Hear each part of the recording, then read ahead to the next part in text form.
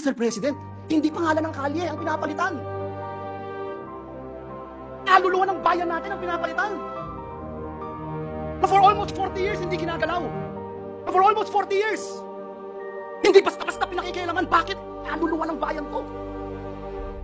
Now you see, with your own eyes, on television, now you hear the complaints of the people.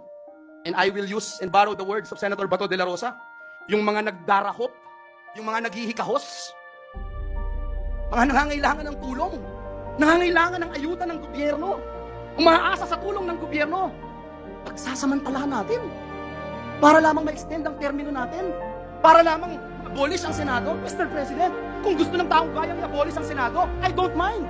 If it is the will of the people, I don't mind. Ano mang klaseng gusto ng ating mga kababayan? Dalhin man ang ating bayan sa kangkungan, dalhin man ang ating bayan sa impyerno. Kung yan ang gusto ng taong bayan, susunod tayo. Respetuhin natin. Pero Mr. President,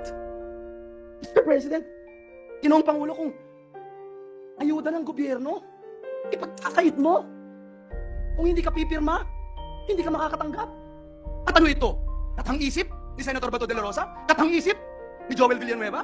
Bakit hindi natin tanungin ang bayan?